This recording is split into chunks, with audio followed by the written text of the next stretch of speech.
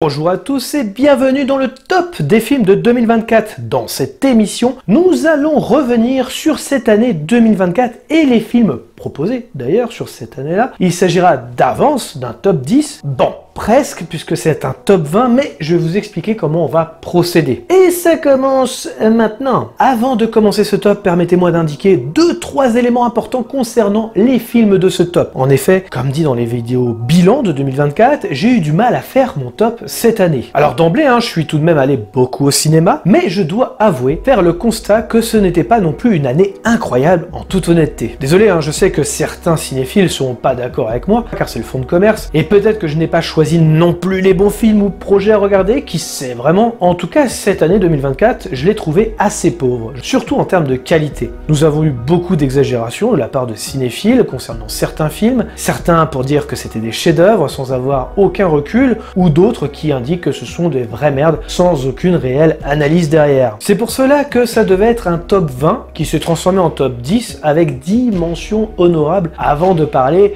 de films qui méritent tout de même un certain regard ou succès même relatif. En 2024, oui, nous avons eu aussi le retour de la nostalgie qui fonctionne encore au box-office, l'un pour ses personnages de la Fox, d'autres pour remaker la moitié de son long métrage des 4 premiers films d'une saga. Certains essayent de faire des clins d'œil alors que d'autres films le faisaient déjà mieux, en s'essoufflant de façon violente et inutile. Autre élément que l'on peut analyser sur cette année, c'est la réussite du cinéma de genre ou d'horreur qui a eu le vent en poupe. Terrifier 3, qui était également sympathique, mais le 2 restait quand même au-dessus, je trouve, mais très drôle au demeurant. Ou encore Longlegs, qui a eu une atmosphère intéressante, même si son dénouement et les facilités peuvent faire sortir du film. J'ai adoré retrouver ce style de cinéma à l'ancienne, le fameux cinéma de minuit. Autre élément aussi, autre film, Smile 2, qui a fait la prouesse d'être largement meilleur que le premier, s'essayant à en faire plus en étant créatif avec son concept de base. Le cinéma d'horreur et de genre. C'était le succès surprise dans les salles de cinéma en 2024. Comme quoi un budget mirobolant ne veut pas dire succès, bien au contraire. Les spectateurs ont envie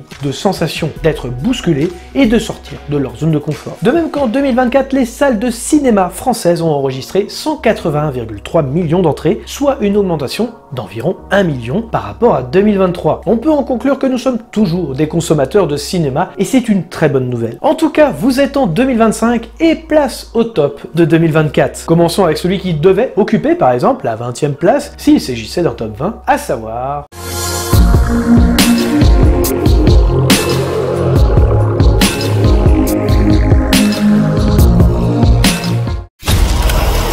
Terrifiant.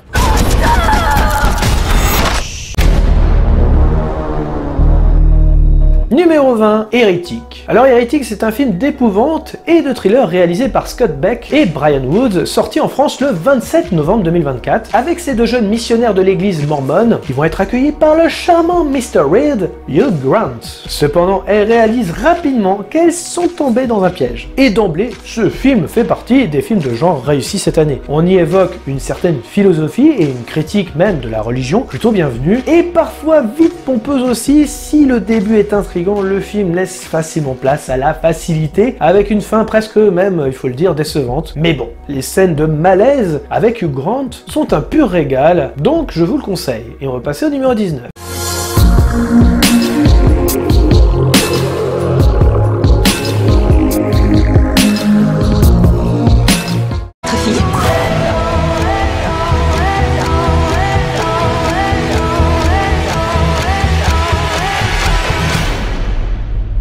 Numéro 19, Trap. Alors oui, je sais que certains l'ont mis dans les flops de cette année et non dans les tops. D'ailleurs, je ne sais pas si c'est courageux pour moi de le mettre dans les mentions honorables, alors je ne serai plus crédible par mes pairs. Écoutez, j'ai passé un bon moment devant ce film de Monsieur Shyamalan. Beaucoup évoquaient les facilités, moi je les ai trouvés plutôt drôles en réalité. En fait, je vais essayer de défendre cette idée. Vous avez déjà vu des documentaires concernant par exemple les tueurs en série. Et vous savez, il y a toujours un moment où on se dit, purée, il aurait pu être attrapé il y a bien longtemps en fait. Et on énumère même les coups de bol qu'il a eu. Eh bien, dans ce film, film, c'est presque un running gag, et j'ai trouvé ça très drôle et divertissant, car en vérité, ce qui permet aux tueurs en série de s'en sortir souvent, c'est bien l'ignorance et la débilité de certains. Et je vais aller plus loin, je pense même que le réalisateur en est conscient, et s'en amuse d'ailleurs avec ça. Il y a aussi le fameux code couleur inversé, je vous renvoie à la vidéo de Durandal sur le sujet, qui nous montre que le réalisateur choisit toujours minutieusement bien ses plans. Josh Hartnett s'amuse beaucoup avec son personnage, et j'ai été totalement diverti par la chose. Et numéro 18.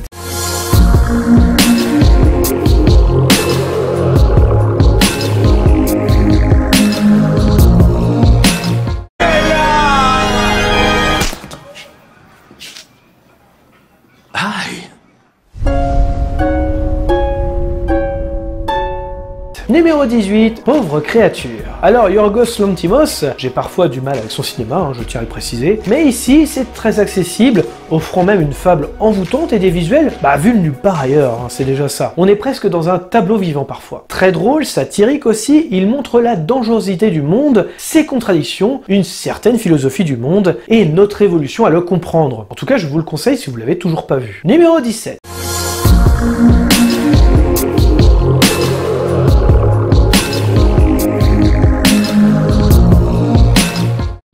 Pourquoi t'es là, toi?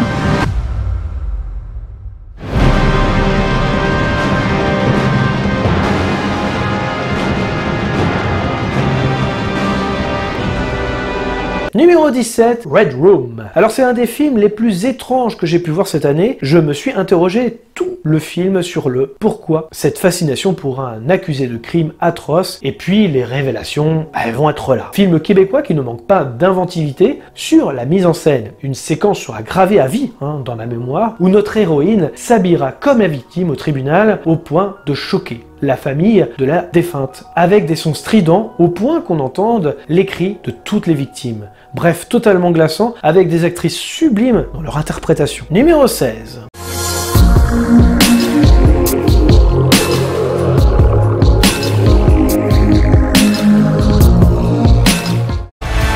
La famille Von Erich sera toujours la plus grande famille dans l'histoire de la lutte.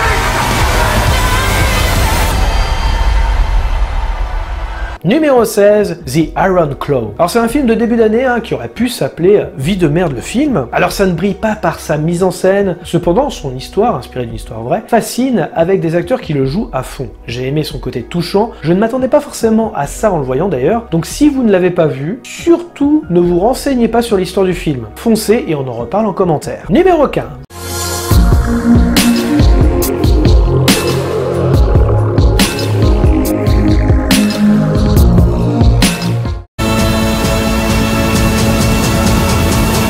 C'était chez nous. C'est ici qu'on a vécu. Numéro 15, Here. Robert Zemeckis, qui faisait du surplace, revient avec les deux comédiens de Forrest Gump sur une adaptation d'une BD qui a pour concept un plan fixe tout au long du film. Ici, on touche la corde de la nostalgie avec les passages du temps. Alors ça pourrait me rebuter au premier abord, mais ici, on fait le point sur toute une vie ou plusieurs vies, histoire de combler le tout sur un long métrage. Car oui, les passages d'époque lointaine sont très artificiels, c'est plus quand la maison est construite que ça devient intéressant. Je pense que c'est presque une œuvre testament pour son réalisateur, faire le point sur toute une vie passée. Ça m'a touché beaucoup plus que ce que j'aurais cru, et je comprends aussi qu'on puisse passer à côté. J'ai trouvé ça beau, et je crois qu'il y a beaucoup d'authenticité dans ce film, plus qu'on n'imagine. Comme si ça sentait le vécu. Numéro 14.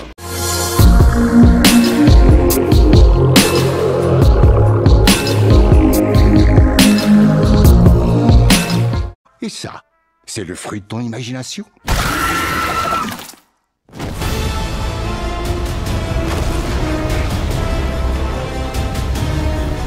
Numéro 14, Beetlejuice, Beetlejuice. Une autre dose de nostalgie? Alors déjà, je ne croyais pas du tout au projet, déjà parce que Tim Burton n'arrivait plus à créer depuis 20 ans, clairement, et faire revenir une franchise 36 ans après, vous savez ce que j'en pense, avec une bande-annonce qui te vend le truc comme si tu allais revisiter les décors du premier film. Perso, je n'avais pas du tout envie de voir ça, donc je l'ai vu très tardivement sur l'année 2024. Je me suis laissé tenter, tout de même, et j'ai étonnamment adoré le film. Je pense que ça me rappelait le dessin animé que j'adorais, l'esprit cartoon, on voit enfin Beetlejuice qui est à fond, la créativité de Tim Burton un peu ressuscitée, et surtout, le plus étonnant, on ne te fait pas des clins d'œil nostalgiques toutes les 30 secondes. C'est une véritable suite qui fait avancer les personnages, un véritable Tim Burton avec des scènes très drôles. Et j'ai même envie de dire, peut-être même meilleur que le premier film. Numéro 13.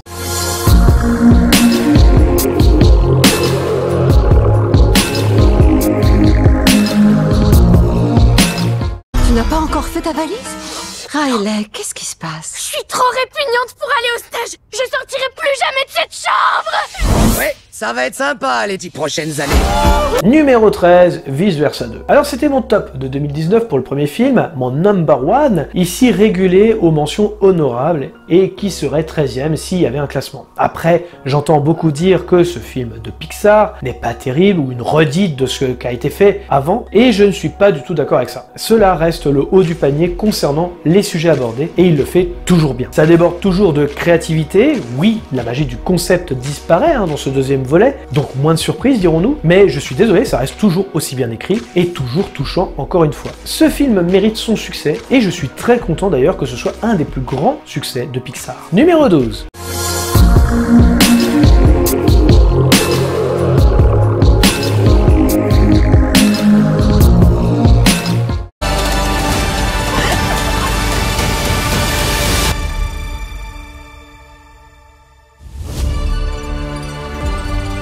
Numéro 12, Anora. Alors c'est une excellente surprise pour ce film. Encore une fois, j'ai beau encenser ces films, ce n'est pas non plus des chefs-d'œuvre, mais ici c'est la Palme d'Or, alors j'y allais un petit peu à reculons, car je sais jamais sur quoi on va tomber. Et le film, je suis désolé, il est super fun à suivre. Ce sont des losers magnifiques, engagés dans un road trip par des situations à la fois drôles et tristes aussi. Je n'ai pas vu le temps passer, intriguant et pas si bête que ça dans son propos. C'est la prestation des comédiens et surtout de Mickey Madison qui fait mouche sur l'ensemble des scènes. Un rêve de princesse qui devient cauchemar, l'antithèse de Pretty Woman sur des sujets modernes de notre société actuelle. Il est même étonnant qu'il ait gagné la Palme d'Or parce que ça fait pas du tout film de Cannes. Bref, on verra aux Oscars. Numéro 11.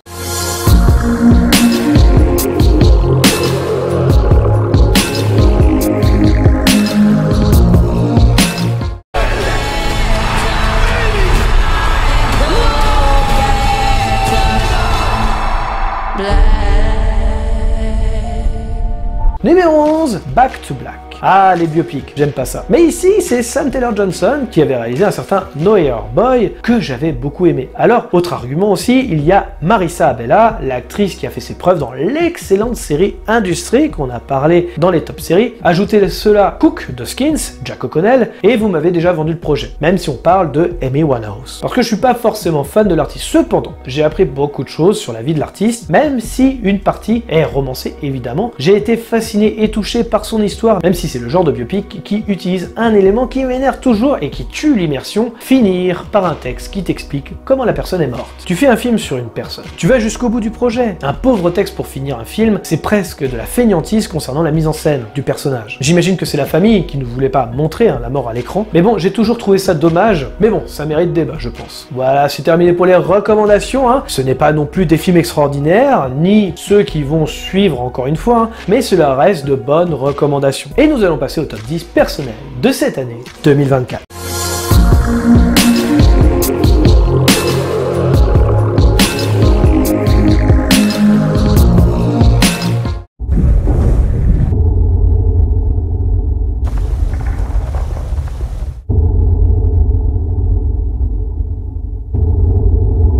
Numéro 10, La Zone d'Intérêt. Alors La Zone d'Intérêt est un film réalisé par Jonathan Glazer, inspiré du roman éponyme de Martin Amis. Sorti en 2023 pour les États-Unis, nous en 2024, il s'inscrit dans le registre du drame historique, explorant l'horreur banale de la Shoah à travers une perspective glaçante et innovante. Alors ce film, dont le sujet est le déni, est véritablement glaçant. Alors je sais que beaucoup l'ont mis d'ailleurs en numéro 1 cette année, mais je dois avouer que je ne sais pas si je le reverrai en toute honnêteté. Il m'a mis mal à l'aise, et c'est bien le but du film évidemment. Ici, on suit des personnages qui sont à côté d'un camp de concentration, un camp de la mort même d'ailleurs, faisant des choses banales du quotidien. On te montrera jamais l'horreur de façon frontale, comme la liste de Schindler. Non, justement, c'est ce qu'on ne voit pas qui est horrible dans notre imaginaire. René Char disait d'ailleurs, quand tout se voit, rien ne vaut. Ici, Jonathan Glazer l'a pris au mot. Le son est extrêmement bien travaillé, car on entend l'horreur des camps, mais ce qu'il y a de plus horrible, c'est de s'y habituer pendant le film, créant un certain déni de notre part également. Cette distance amplifie l'impact psychologique sur le spectateur qui devient témoin du déni et de la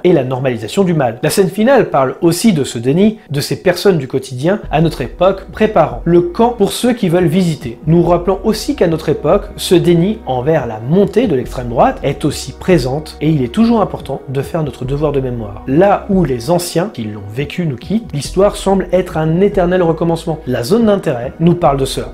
Elle nous met une gifle pour nous réveiller et nous rappeler ce que l'extrême droite a fait politiquement, en banalisant la haine de l'autre. Si ça vous rappelle pas quelque chose, surtout dans notre société actuelle. La zone d'intérêt est un film audacieux et profondément troublant, qui repousse les limites de la narration classique pour offrir une réflexion percutante sur l'indifférence et la banalisation du mal. Sa froideur et son refus de sensationnalisme en font une œuvre marquante, mais aussi exigeante. Numéro 9.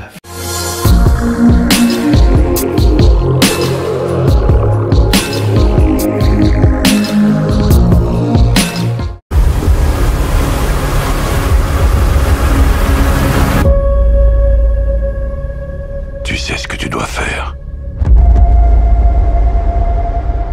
Numéro 9, Juré numéro 2. Juré numéro 2 est un thriller judiciaire réalisé par Clint Eastwood, sorti en France le 30 octobre 2024. Le film met en scène Nicholas Hoult dans le rôle de Justin Kemp, un homme tiré au sort pour être juré dans un procès pour meurtre. Au cours des audiences, Justin réalise qu'il pourrait être responsable du crime en question, se retrouvant face à un dilemme moral entre se protéger ou se dénoncer. Film vraiment sympa et ô combien la mise en scène peut être recherchée. Nicholas Hoult est souvent filmé à travers des barreaux près des fenêtres, comme si l'épée Damoclès, ou celle de la justice, peut tomber à tout moment. Là aussi, critique de notre société moderne, en tout cas celle des États-Unis en quelque sorte, puisque aujourd'hui nous sommes plus subjugués par nos croyances que par les faits, ce qui peut rendre la justice réellement fragile. Je parlais de déni pour la zone d'intérêt. Pour Juré numéro 2, il explore la notion de banalité du mal, montrant comment une personne ordinaire peut se retrouver impliquée dans des actes répréhensibles sans intention malveillante. Eastwood interroge également la subjectivité de la perception et la manière dont les individus peuvent choisir de voir ou d'ignorer certaines vérités. Cette dualité est renforcée par une mise en scène qui joue sur le visible et l'invisible, invitant le spectateur à se questionner sur sa propre perception de la réalité. Juré numéro 2, qui a été sacrifié malheureusement par la Warner sur le sol domestique, va rencontrer un large succès dans nos salles françaises, au point de peut-être avoir un Blu-ray 4K uniquement sorti en France. Pour l'amoureux du format physique, plutôt une bonne nouvelle. Numéro 8.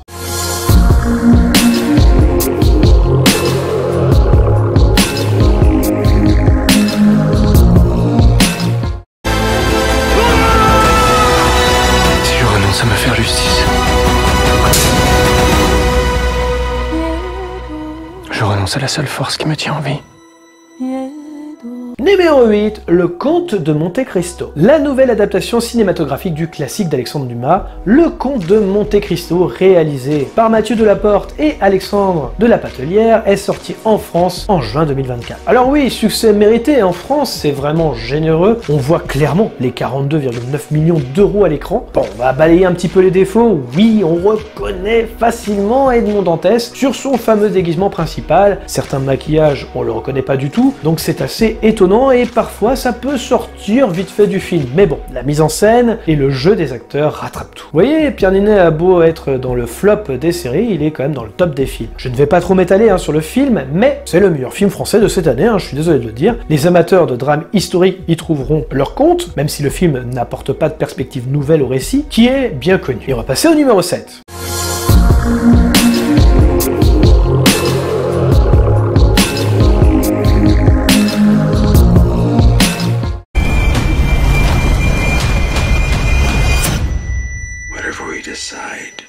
We'll be together.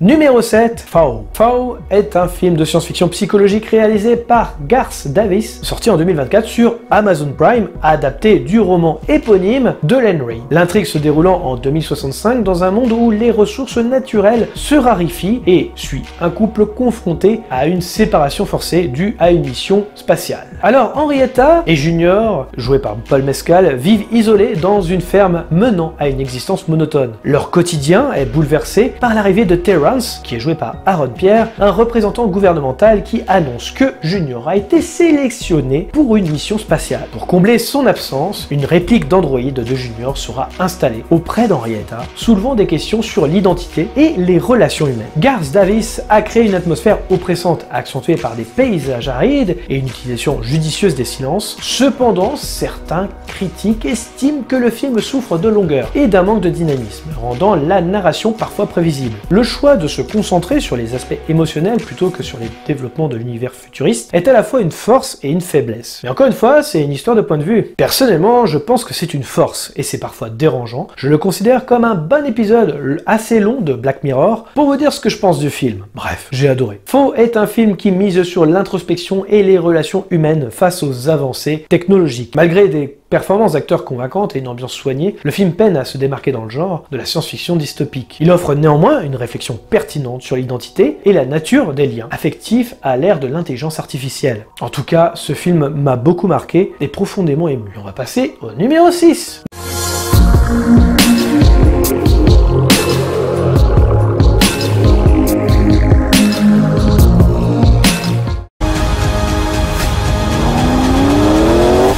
Souviens de moi.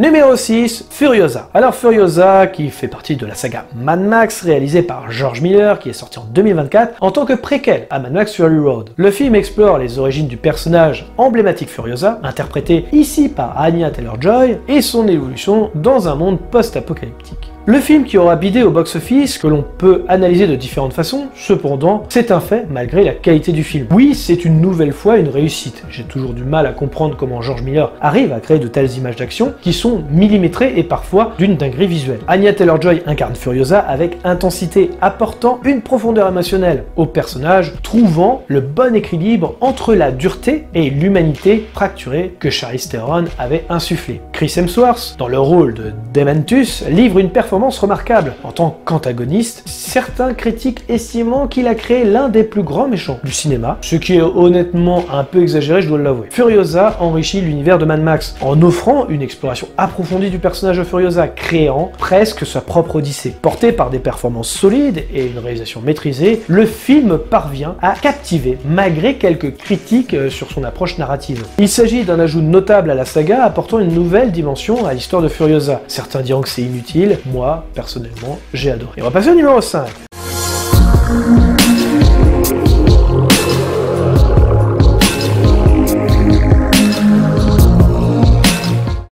Vieille, grosse, dégueulasse. Oh, les gens vont adorer ça. Numéro 5, The Substance. The Substance, réalisé par Coralie Farja, est un film d'horreur corporelle sorti en 2024. Il met en vedette Demi Moore dans le rôle de Elizabeth Sparkle, une ancienne actrice qui découvre une substance mystérieuse lui permettant de se transformer en une version plus jeune d'elle-même, qui s'appelle Sue, interprétée par Margaret Qualley. Le film est une satire mordante de l'obsession d'Hollywood pour la jeunesse et la beauté. Alors après recul quand même, est-ce qu'on n'en a pas un peu trop fait sur le film? Vraiment, je me pose la question. Bon, vous vous doutez bien, s'il est aussi haut dans le top, c'est qu'il fait forcément partie du haut du panier. Alors oui, je vais apporter de la nuance tout de même avec ce film, car oui, je pense qu'on en a fait des caisses avec ce long métrage. Par exemple, moi je considère pas que c'est un chef-d'œuvre. Il souffre aussi de défauts parfois, notamment comment fonctionne réellement la substance. Et d'ailleurs, Durandal en a parlé, il a un petit peu raison sur le sujet, parfois on sait pas vraiment comment ça fonctionne. C'est vraiment hasardeux, on a beau nous l'expliquer, on privilégiera toujours plus le symbolisme que la cohérence dans le film. Sans parler un peu des hommages à Kubrick ou d'autres films d'horreur comme Carrie ou La Mouche, qui sont parfois un peu trop appuyés, et venant même avec de gros sabots parfois. Bon, dit comme ça, on dirait que je défonce le film alors qu'il est quand même 5ème de mon top. Mais comme dit plus tôt, j'apporte un peu de nuance aussi. Je le considère en aucun cas comme un film parfait, loin de là. Et puis, on est loin du chef-d'œuvre, encore une fois. D'ailleurs, quand on l'a comparé à La Mouche, je suis désolé, mais La Mouche est largement supérieure, par exemple, en termes de body horror et même d'histoire d'ailleurs. Mais alors, pourquoi le film m'a plu, me direz-vous? Eh bien, son sujet principal, on y évoque une actrice déchue, en quête quête de retrouver sa gloire passée, qui utilise une substance donc mystérieuse pour se transformer en une version plus jeune d'elle-même. Et vous me connaissez, je suis désolé, j'adore le symbolisme et le film en est bourré, donc peut-être que je ne suis pas non plus objectif. Cette substance servant de métaphore aux pressions sociétales sur les femmes pour conserver une apparence jeune. Le film aborde donc les thèmes comme la dysmorphie corporelle, la haine de soi et les normes de beauté imposées par l'industrie du divertissement. La réalisation est également audacieuse avec des scènes graphiques et dérangeantes qui servent le propos du film. La cinématographie est stylisée, créant une atmosphère oppressante qui reflète l'état mental des personnages. Alors par contre, question gore quand même, ce n'est pas non plus si foufou que ça. On a du body horror évidemment, mais on est loin du côté cracra, comme La Mouche par exemple, faut pas déconner non plus. Mais certaines scènes peuvent mettre mal à l'aise. Par exemple, une scène moi qui ne montre presque pas la chose, a pu m'horrifier, c'est quand Margaret Qualley perd ses dents. Pourtant on voit pas grand chose, mais sur le coup, je sais que ça a un impact sur moi par exemple. D'ailleurs, la scène des dents est également aussi dans La Mouche, et ça m'a fait le même effet. The Substance donc est un film d'horreur corporelle audacieux qui offre une critique acerbe de l'obsession sociétale pour la jeunesse et la beauté. Porté par une performance remarquable de Demi Moore, ou même de Margaret Qualley, le film de Coralie Farja ne laisse pas indifférent. Et puis Demi Moore, elle est toujours aussi incroyable. Je dois l'avouer qu'elle m'avait terriblement manqué, car je suis vraiment un grand fan de ses films. Là aussi, peut-être que je suis pas objectif. Numéro 4.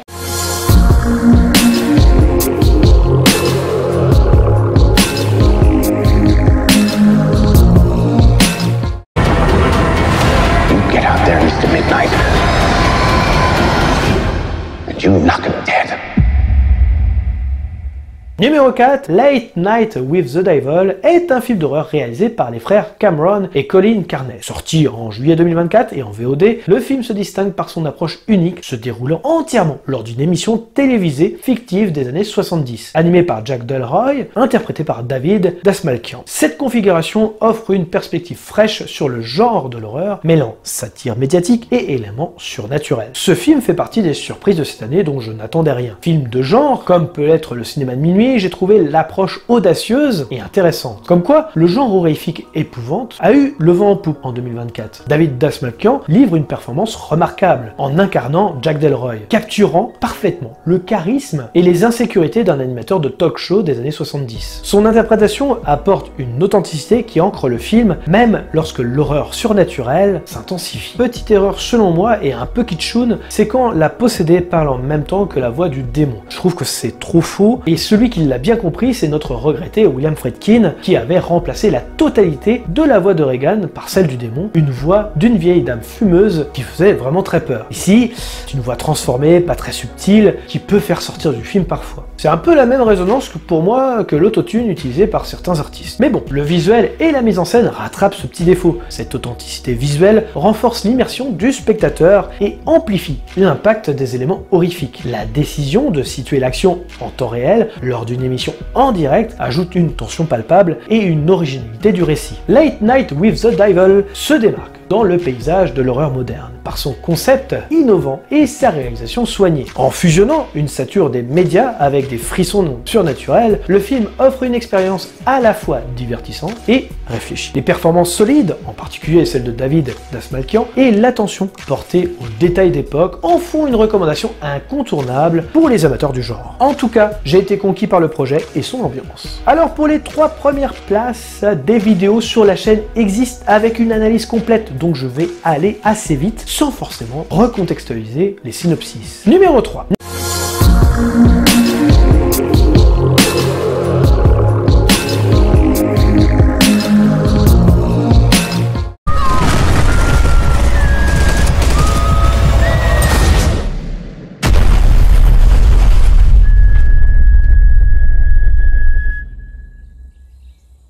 Numéro 3, Civil War. Comme dans ma recommandation, j'ai pu revoir le film à la maison, et oui, je maintiens toujours ma critique de l'époque. Film marquant, avec des scènes d'une intensité mémorable, c'est le premier film d'Alex Garland dans un top. Alors je ne suis pas forcément fan de son travail à la base, notamment sur sa réalisation, et même le travail de ses narrations. Je reconnais cependant que lorsqu'il s'associe à Danny Boyle, nous avons eu des purs chefs-d'œuvre comme 28 jours plus tard ou Sunshine. Pareil, on joue forcément le parallèle à ce qui se passe aux États-Unis actuellement, et le danger envisager de mettre n'importe qui au pouvoir. D'ailleurs, le contexte politique, contrairement à ce que j'entends dire dans les critiques, il est bien contextualisé. On voit des bouts de journaux, entre autres, qui disent pourquoi le président est dans cette position. Numéro 2.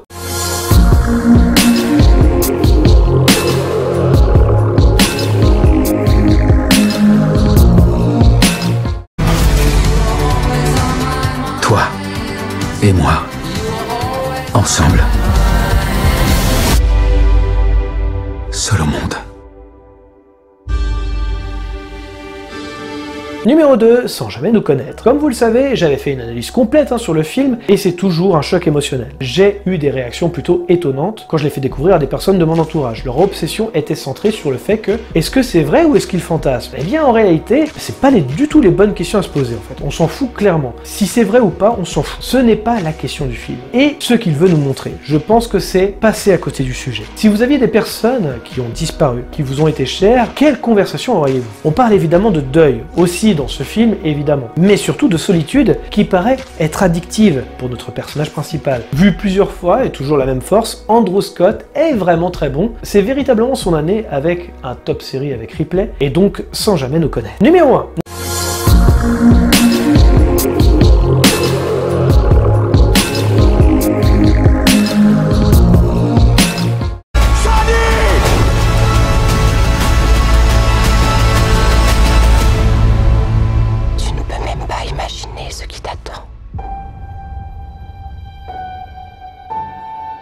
Numéro 1, Dune partie 2. Film qui a fait beaucoup parler, de la bonne science-fiction, une bonne adaptation, bref, pas grand chose à dire, car j'ai déjà tout dit dans ma vidéo. Il est étonnant que Dune Prophétie soit vraiment dans les flops et que celui-là soit dans les tops, comme quoi. Mais oui, je considère ce film comme le meilleur de 2024, il n'y a pas vraiment de prise de risque, évidemment de ma part, mais il faut dire voilà qu'encore une fois, 2024 n'était pas non plus de la folie en termes de projet. Et quand je vois ce qui arrive en 2025, je dois avouer ne pas avoir forcément d'attente particulière, mis à part peut-être 28 ans plus tard, qui m'intrigue un petit peu par sa bande-annonce. Et même une nouvelle trilogie, il me semble. Donc on verra ce que ça va donner. Pour revenir à Dune partie 2, j'attends le troisième, ou le deuxième, tout dépend comment on prend la saga, évidemment. Bref, j'espère qu'ils adapteront les 6 livres de Frank Herbert, toujours mieux que la série 10 000 ans plus tôt. En tout cas, si vous avez aimé la partie 1, vous aimerez forcément la partie 2, qui est un petit peu au-dessus d'ailleurs que la partie 1. Voilà, c'est terminé pour cette nouvelle émission. En tout cas, rendez-vous dans quelques jours, ou semaines, pour les prochains top et flops de 2024, cette fois-ci consacrés au flop des films de 2024. Ciao! Merci à tous d'avoir regardé cette vidéo, je précise qu'il s'agit d'un avis et non d'une pensée unique. Pensez à liker, commenter, mettre un pouce bleu et d'activer la cloche pour ne rien rater. Nous sommes dispo sur les réseaux sociaux Facebook, Twitter, Instagram, les liens sont dans la description. Nous sommes également disponibles sur toutes les plateformes de podcast. Je vous invite donc à vous abonner quelle que soit la plateforme et de laisser un commentaire, nous y répondrons avec plaisir. Dans tous les cas, rendez-vous dans les salles obscures pour de nouvelles aventures. Bonne soirée à tous.